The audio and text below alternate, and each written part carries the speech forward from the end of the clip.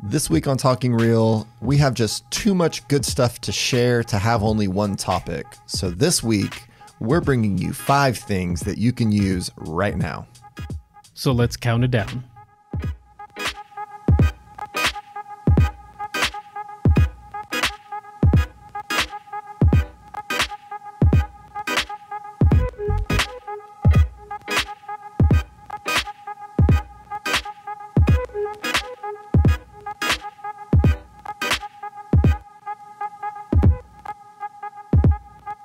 Welcome back to Talking Real, brought to you by the Oklahoma Association of Realtors. This is episode 123 of Talking Real, and you're in the studio on a windy day with Jeff and Nabil. Nabil, how's your day?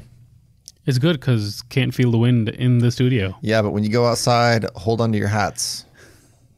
Batten down the hatches, as it were, because it is blustery out there. Good luck in the volleyball game tonight. Yeah, playing a little volleyball with 50-mile-per-hour gusts. That's going to be interesting. So I hope nobody blows away. So this week on Talking Real, we hope everybody joined us last week for our first edition of the Talking Real Book Club, where we talked about the book Essentialism. Hope you enjoyed that, and we hope some people out there have gone and picked it up. Nabil? I'm 70 pages in. Nabil is hooked. He's already 70 pages in over the course of a week, so he's getting after it. Early report, do you like it? Are you into it? I like it.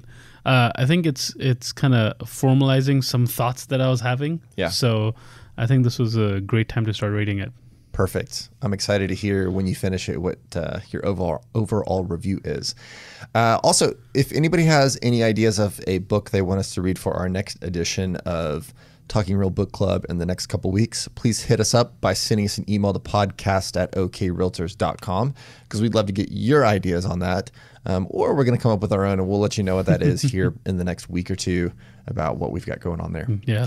Also going to have some guests that we're working on lining up, some new series of podcasts, things like that we've got going on. So we're really excited about what we've got in store for the rest of the year. Now that we're about halfway through the year, we're going to really bring home the second half with some big hits. So make sure you keep coming back and keep sharing this podcast with your friends out there who also may enjoy some of the information that we're bringing and the special guests that we're going to be bringing you. Indeed. Yes, lots of good stuff. This week, we've got a sampling of 5 things that we think you can use right now. There's some tips, some tools, some things that are coming, and a few lists of things that we think might be helpful and some reminders. So we just got a whole of just 5 different things that we want to share with you that we think are good, timely things that you can use right now. Yep. So first one on that list, June is home ownership month. It is home ownership month. So we've got some great resources that we'll link in the show notes and we'll share out on social media. There's some great infographics that NAR has worked on. The benefits of creating homes, the step-by-step guide of home ownership, and how your clients or potential clients could get started on that. So these infographics are already made, so you can just go on there, download these, and share them. I just want to say I am a huge fan of infographics. I have for a very long time loved infographics. I don't know what it is. I love them. I really liked infographics, but then I feel like they got overused. Yes.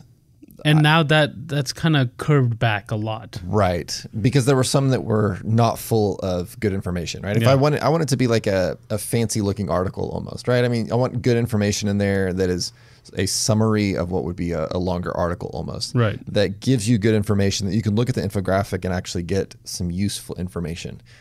Incidentally, I will say that I believe these infographics are very helpful. They have good information in them that helps support the real estate industry you can use them for marketing your business. It's free content to put out there on social media. And if you look into social media marketing, you will see that the volume that you have to do of social media marketing to really get good value out of what you're doing is substantial. Yes. It's not post something once a month. It's a lot more than that. So yeah, because you gotta cut through all that other noise, and that takes a little bit of time. Absolutely. These are also great for sending out in emails. If you send out to an email list, those kinds of things. I mean, we're always looking for content. These are great. So again, like you said, one of them was the benefits of creating a home that I thought was really interesting. They've got some really interesting kind of statistics in here, but they talk about what it means to like investing in the home ownership. So Right. outside of just you own the home, but what else is Like, what are is you it getting from that? and what does it impact? Yeah, Yeah. absolutely. Interestingly, I thought I like this. It said that last year, 73% of homeowners plan to renovate their home to fit their lifestyle. And I think that's great because people are wanting to spend time at home, invite friends over, or whatever it is that it is, dream kitchen, those kinds of things. But that's a really high number of people that are out there looking to do some renovations and the value they're getting out of those kinds of things. Yeah, because everyone leads a different life, and when you're renting, you don't have that luxury of changing things to exactly how you need them. So customizing your space, I think, is huge. The other one that I thought, and this stat kind of blew me away a little bit, was the median net worth of homeowners is 46 times higher than renters. Absolutely. That is, it's huge because investing in a home creates long-term equity and wealth. Absolutely. So. Absolutely. They also, to kind of go along with that, talk about that, rent prices tend to increase 3 to 4% each year, and having a fixed rate mortgage for 30 years, you're sort of getting the today's rate, but 20 years from now, while people are maybe having 3 to 4% compounded increase in rental prices, you're not getting that in the cost of your mortgage rate, because it's very seldom that rental prices go down much. Yes. So, yes. So it's kind of interesting. So check these out. We'll put a link to them in the show notes. Again, it is the benefits of creating a home and preparing your first home, preparing to buy your first home. So check those out and use these for sure. These are great. We'll put them out there on social media, show notes, get access to them. Yep. The next piece of information we want to share today is a cool new feature that Instagram is starting to roll out that I think could really translate well to people that market on Instagram. I'm excited about this. Yeah, I think this is really neat. So they're rolling out a guides section to share information. And they're starting right now with Instagram influencers, which I just, the concept of like, I want to be an anyway. But this is going to eventually start rolling out to small business owners as well. And what this does is, if you're a small business owner, and I think if you've just got a business page, it allows the business profile. Right. Yeah. It allows you to create guides that are, I guess, a more feature-rich version of stories almost, that allow you to create guides for people that they can access. They're there permanently on your profile. You can share them. And it lets you do a lot of things like cross-promoting with other brands, and again, sharing information and just creating value. So much like we just talked about infographics, this is like the video Instagram story version of an infographic that you can get out lots of good information to share with potential clients and existing clients. It's a live infographic. It is a live infographic, which is a very logical next step if you think about it. Yeah. And if you think about how story highlights were being used right now, they were essentially being used as guides. So I think this is a really smart decision to make that into more features, really make those into guides that people are using them as anyway. Yep. So I think that's going to be really cool. I'm excited about that. Absolutely. Look for that coming down the pipeline pretty quick. Hopefully. Instagram, they're usually pretty quick at rolling these things out, and says that it'll include recommendations, tips, and other content in a dedicated tab so that you can share information in a highly curated and specific way on current topics like real estate, for example. Yeah. Or guide to buying your first house. Absolutely. Or guide to saving for your first investment property. Absolutely. Right? The world of Instagram is your oyster. Absolutely. It's a great marketing opportunity. We're seeing through the pandemic and everything else, social media across the board is increasing in its user base. We saw an article that I think Instagram is actually the #1 growth in Instagram in social media use. In users, yeah. Facebook had a little bit of a decline. And Instagram beat out things like TikTok, that's all over the place right now. So yeah, I think Instagram's the place to be. Absolutely. And Facebook owns Instagram. They've shifted a lot of Facebook's revenue generating model to Instagram. So Instagram advertising is becoming more profitable. That's a big thing that Facebook is pushing, is driving that revenue there. Yeah. So it's going to be a very common place for people to be seeing their brands out there that are promoting information, and they're trying to find a good way to do it. And these guides are going to be really cool. So check that out for sure. The next little item of information that we thought would be useful at this time. Zoom bombing.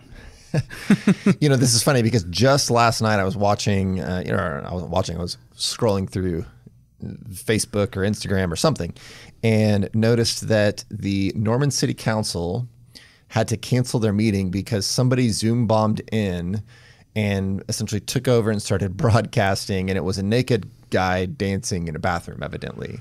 And it caused them to have to just cancel their meeting and shut it down. I'm laughing because it's funny. It's not appropriate, but it's funny. The situation of it, right? Yeah. So in case you don't know what Zoom bombing is I guess a fun thing for hackers and people on the prowl to disturb people. Is they'll crash Zoom meetings and then they'll share disturbing content, or they'll just disrupt the meeting with whatever they can think of. Right. So it's important because now everyone's doing more Zoom meetings and more virtual meetings, and this obviously can extend outside of Zoom. Yep. Is to keep those meetings secure. Yes. And Zoom actually gives you a lot of tools to do that. Right. All you have to do is actually check that box. Right. And so the city of Norman absolutely could have just checked the box saying people can't share screens. Yep. And you wouldn't have been able to do that. Absolutely. So this is more about knowing how to use the tool than some inherent flaw in the tool. Exactly. And so there's a few things that we want everyone to kind of understand, that if you're concerned about this, you're having a large meeting, something, just be sure you understand how some of these things work. A couple of tips that have been released that are actually being shared by the FBI. The first one is don't publicly post the link. If you can avoid just putting a link out there to Zoom, that's step one, is that a lot of these are people that have found publicly posted links that, again, don't have any of the features locked down. And so anybody can get on there. And the default may be that anybody can share their screen, anybody can post content, those kinds of things. And so if you publicly share it, you are reducing drastically increasing and reducing the control over who has access to you. Because Zoom was built as a collaboration platform. Exactly. So, you got to, like you're saying, make sure that those options are in check. Absolutely. The next thing you can do, not publish that link publicly, but you can also put a password on it. Yes. So it's a private link and it has a password. Exactly. And the password doesn't have to be anything super complicated. Right. Right. It's just another step to stop someone who's found the link from joining. Yep. On top of that, they also have a feature for a waiting room that makes anybody who's not the host have to go into the waiting room, and then the host will tell them when they can come in. You can also kick people back out to the waiting room if you need to. This is very helpful because then if you know who's supposed to be logging onto your Zoom meeting, when they first log in, they get the waiting room, and then you pull them in from the waiting room if you're the host. So then even if it's a publicly hosted link, nobody can get in the meeting until the host actually pulls them in. That's another good feature to kind of have access to. It's like the doctor's office. You don't want random people coming into your office meeting with the doctor. Just showing up, walking back into the doctor's room. You got to stay in the waiting room until you're called back. Exactly.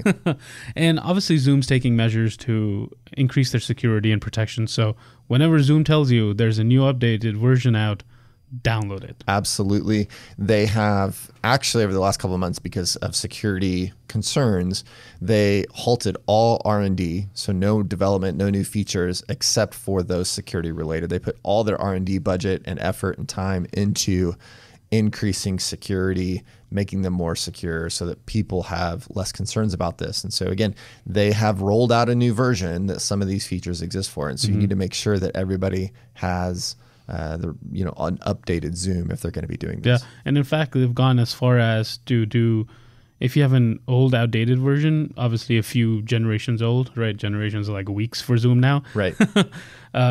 It won't work until you update it. Right. So it just won't let you join. Right.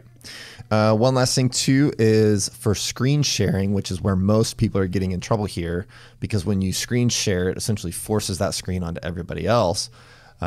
You can turn that feature into where only the host can share their screen. So nobody else can get on there and share their screen. So make sure you're using that. Also things like you can kick out participants if you're the host, right? You can boot somebody from the meeting. Yep. You can mute them and all those kinds of things. Yeah. So just kind of understand how the platform works and you'll be able to prevent any Zoom bombing for office meetings or friend meetings or whatever else it is, kids meeting together, all those kinds of things that we're going to continue to see because Zoom has had a drastic increase in its usage and the number of people that are subscribing to it and paying for it and everything. It's not going anywhere. We are going to be living in an age of video conferencing. Yes. Also, this just came to my mind. When you share your screen, people are allowed to annotate on that screen. So make sure you turn that off as well, because if someone can annotate on that screen, they can write whatever they want and really distract from the meeting as well. Excellent. Excellent. You can tell we've done a lot of this. Yes, we're well aware. We use it here in the office and have learned quickly how to use. Yeah, we had Zoom. a couple of test calls just to like try out all these features and make sure we knew what each one did. So that's it, and that might not be a bad idea. Right. Explore the platform. Yep, there you go.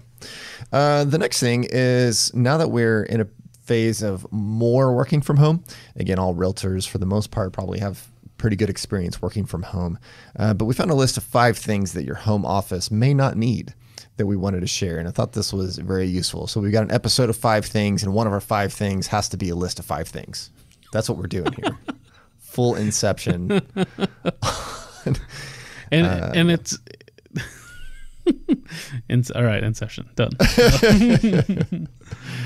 That's, if you haven't seen Inception, you are missing out. Yes. I mean, we're at a phase where maybe people haven't seen it, so I don't know. Go check that out. No so way. You can understand the reference. Everybody's seen it, right? You must have. Hopefully. I mean, although, okay, I can't say that because I still haven't watched Star Wars. So case in point. yeah. Excellent movie. Anyway, so 5 things that your home office may not need. Item 1, old technology. Who's got an old computer? In fact, we do. I'm going to raise my hand on this one. We've got an old desktop computer that's in our office. Maybe an old printer. You have a desktop computer? Yeah, I actually have like 2 with the right tower? now. No, this one's an all-in-one, so Okay. it's just the screen, but it's an old one that we need to get rid of because I got a new iMac. So yeah, old technology, old printers that maybe don't work, other computer parts, whether old hardware that are sitting around collecting dust in your office, get rid of them. There are plenty of places that you can take those to get rid of them for recycling and all that kind of stuff. So get rid of the old stuff because it's distracting and it's in your way. So get rid of it. My rule is if I haven't used it for 6 months, because initially when you get something new, you're like, I might need to go back to my old thing, right, just real quick, in case something happens. But once you're all set, yeah, cut that cord. Absolutely. And getting a new computer is so much easier now because everything is cloud-based. For me, getting a new computer amounts to like logging into Google Drive, logging into Dropbox. I mean, all these things that I'm not having to like do a lot of stuff to get a new computer up and running. Can get it done in a few hours, everything I need and downloaded. And as opposed to a few days. As opposed to, yeah. So get rid of the old technology. The next one, while you're getting rid of things, get rid of that paper. Absolutely. Right? Get your documents saved on the cloud on a secure platform.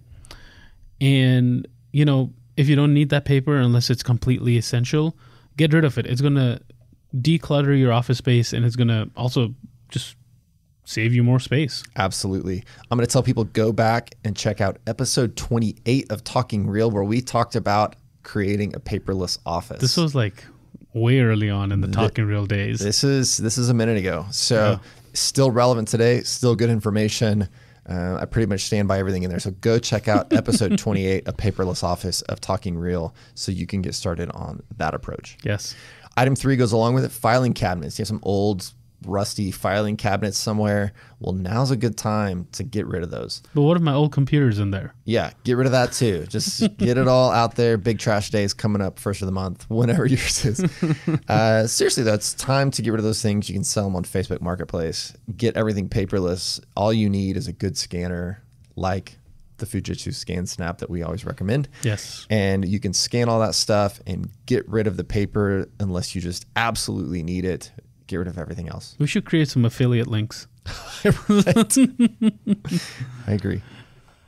The next one, trade magazines and journals. Yes. We get a lot of them, especially if you're in a profession like in real estate, you'll get a lot of magazines. A lot of those magazines have the option of getting the digital version. Right. And I mean, if you think about how often you read things on your phone or your computer as opposed to actual paper in hand, unless it's the Talking Real Book Club. Right.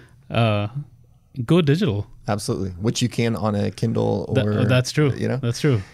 But I like, when I'm reading a book, I like that feel. I like the book too. Yeah. I like the book. I like both, but I don't have a Kindle right now, but I like both. I don't have a Kindle. So. I think this is fantastic. I mean, I get the Oklahoma Bar Journal.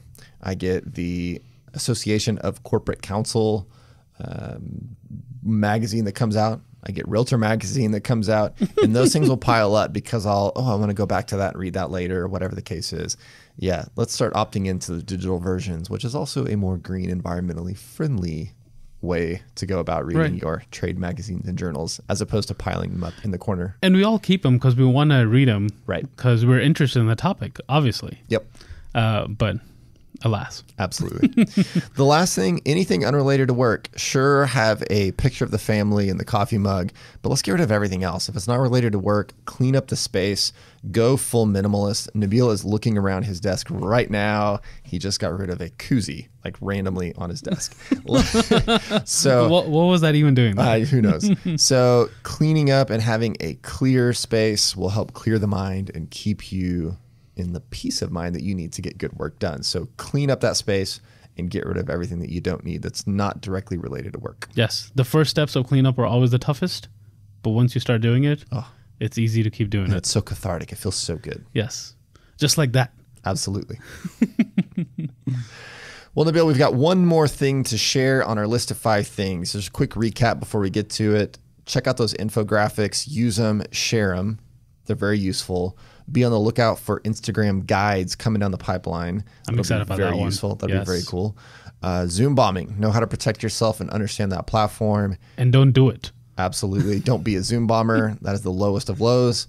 And 5 things that you don't need in your home office. And the last thing, we're going to end on a really low, sad note coming up.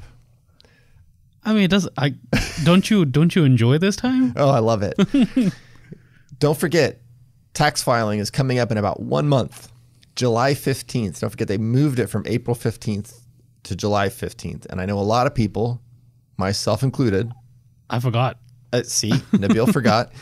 Don't forget that tax filing is coming up in 1 month. So if you are a small business owner, like many of our listeners are, then your taxes may be a little more complicated than just having a W-2 or something like that. So make sure that you're preparing now to get that done so that you're not scrambling around since you got some extra time in April and you decided, I'll get around to it a little bit later. Well, a little bit later is here now. So don't forget July 15th, tax day. It's coming up. So get your taxes done. Getting behind on your taxes is just a death spiral that's hard to get out of. So please, I used to work for the Oklahoma Tax Commission. That was my first job. Laughing matter. It isn't. That was my first job out of law school. I was an attorney for the Oklahoma Tax Commission and had to do tax collections and stuff. It was a miserable existence. I hated it. But certainly it's one of those that can speak from a place of experience, seeing that people that get behind on their taxes tend to stay behind and get more behind. So when you are an independent contractor, like most realtors are, you really have to stay on top of that because they can really get out of control. So don't let that happen. Get your taxes done. July 15th coming up. And that was 5 things. That's 5 things. We hope you enjoyed those 5 things, and we'll bring you 5 more things over the next 5 weeks. We will. Every episode. Every episode will be a different one. But we, again, hope everybody enjoys the information that we bring you and you find a little bit of use in what we brought you today. Yeah. So don't forget, leave us a review and recommend this podcast to a friend. We always want to make sure that you are out there spreading the good word of Talking Real and everything we've got going on, and that you keep coming back week after week for special guests, book clubs, 5 things, and everything else that we try to bring you every week, something different here on Talking Real. That's right. And if you have any questions or ideas, send them to us, podcast@okrealtors.com. We'd love to hear from our listeners. Absolutely. So until next time, we'll see you next Tuesday on Talking Real.